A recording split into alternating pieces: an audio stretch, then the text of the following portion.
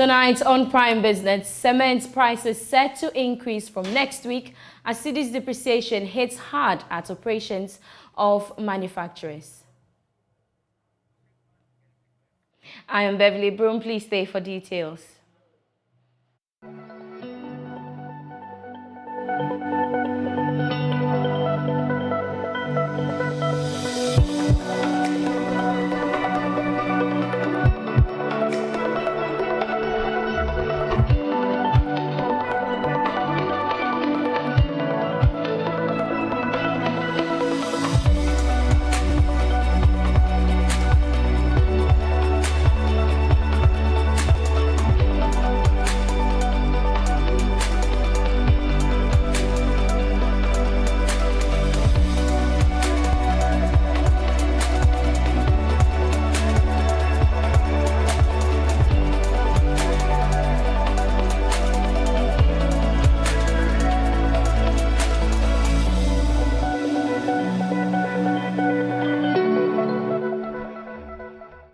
Hello and welcome. Let's settle down for the details now.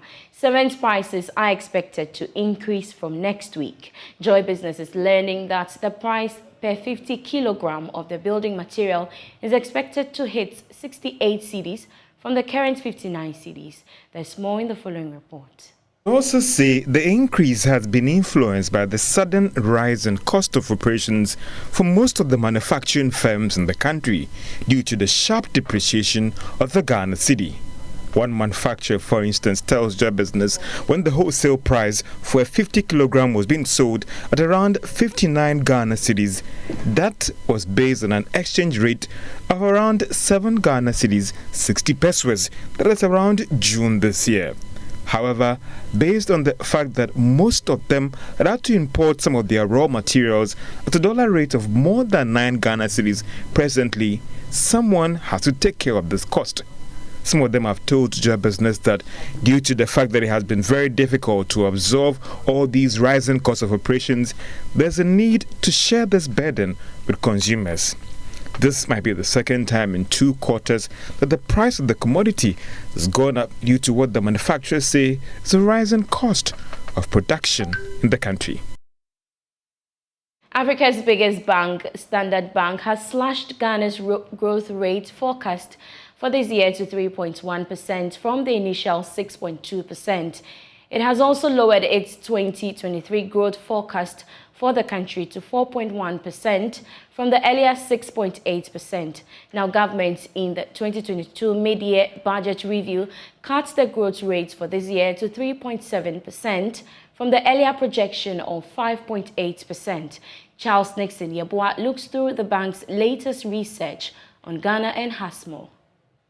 The report said growth now faces a confluence of downside risk this year and next year. First, the government is running out of external financing options, therefore public investment in infrastructure is unlikely to underpin growth over the coming year. Secondly, the cedi's fall since January this year has further increased inflation, which will soften private household consumption over the coming year. Therefore, Standard Bank said the Bank of Ghana's Monetary Policy Committee may have to further raise the key benchmark rate to stem rising inflation expectations as well as support the cedi. Thus, it said may also further reduce private investment over the coming year. It also pointed out that the country's growth rate also faces rising domestic fuel prices and with no fuel subsidies to offer any support. However, the gold sector may offer some upside to the outlook. The Ghanaian economy expanded by 3.3% in the first half of this year.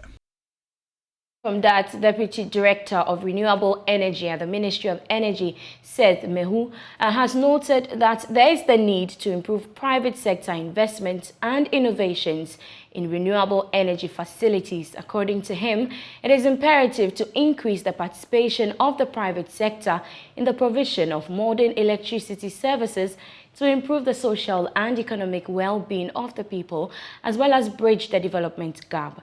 He spoke to Joy Business at the launch of the Umoja Renewable Energy Incubator Roadshow by Serengeti Energy and PFAN. The following report has more.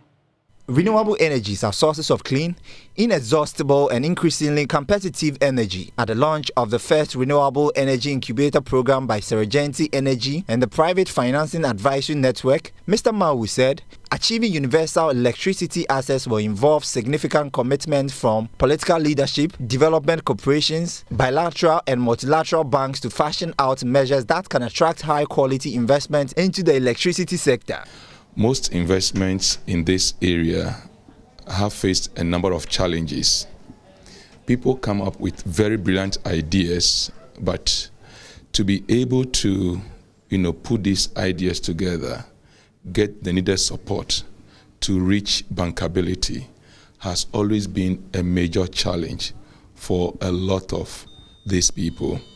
And this is the gap that Imoja Incubator is filling for us today, such that they will be able to identify these innovative ideas, smart ideas, do the right coaching, and help the owners of these ideas to be able to turn them into bankable projects that can attract financing. Country coordinator for PFAN Ghana, Agnes Ansah Osei, said this is aimed at giving aspiring renewable energy developers and sub-Saharan Africa the tools they need to succeed, including access to commercial and technical knowledge and funding. I think for PFAN, for instance, we mobilize finances from the private sector because we believe that the government cannot do it alone. And so far, the participation by the private sector has been really great. All the funding that we have received has come from private donors. And with the funding that we've received, we are able to provide free business advisory services. That's why our services are for free. So we facilitate investment for businesses for free because we are donor-sponsored and all the funding that we have received are from the private sector. Serengeti Energy is an independent power producing, developing, constructing and operating renewable energy projects up to around 50 megawatts in sub-Saharan Africa. The Driver and Vehicle Licensing Authority, DVLA, says it will continue to invest in robust infrastructure to ensure that its database is secured for the future. According to the head of public affairs, Francis Tufor, the agency is embarking on more reforms to safeguard the country's data. He was speaking to Joy Business after the chief executive, Kwesi Agyemang-Busia, received an award as one of the most 100 influential business leadership personalities in Ghana. Here's more. The various reforms at the Driver Vehicle Licensing Authority is geared towards having efficient service delivery to the satisfaction of the general public. According to the authority, it has been able to secure robust infrastructure which will support in introducing more reforms and ensuring smooth modernization of operations. Head of Public Affairs at the DVLA, Francis Tufor, was speaking to Joy Business after the CEO of DVLA received the award as one of the most influential business leadership personalities in the public sector at the National Governance and Business Leadership. And we are working together with Is our data safe? Our data that is it safe? Very safe. Very safe. Very, very safe with DVLA. Trust me. Are you investing in infrastructure that will ensure that these data are safe? Yes, if you look at our system base, there are areas that I can't mention here where it's a no-go area. We are sitting on the national database, where even information about individuals cannot be given out to someone else. Now that's the position. Taking cognizance of the data protection law. I cannot give you your data, or I cannot give your data to someone else. Neither can I even give you the third person's data to you. So we are guided by these principles, and that's exactly where we are moving DVLA to. Speaking on governance and leadership in the country, advisor at the Volta River Authority, Dr. Stella Ejenim-Boateng, advised heads of institutions to use scientific data to innovate in fighting global challenges like the COVID-19. Here are 5 critical things that leaders needed to do to get ahead of the COVID-19 pandemic, which all leaders can learn from in a very critical crisis situation. Number 1, use the scientific evidence and data regularly to innovate, adopt tools and approaches to contain disease, reduce severity of illnesses, and prevent deaths. Thus, scientific data and the swiftness of gathering information to understand the situation is inevitably necessary to deal with an unusual situation as a leader. Investing in science and technology in normal times is required for a leader to be prepared to effectively make the swift but effective decision in unusual times. Other award winners included the Food and Drugs Authority, Cybercrime Bureau, and Track Services provider JA Plant Pool, among others. That's all for business here on Prime News. We have more business stories when you log on to myjoyonline.com. Up next, the sports. My name is Beverly Broom. Have a good evening.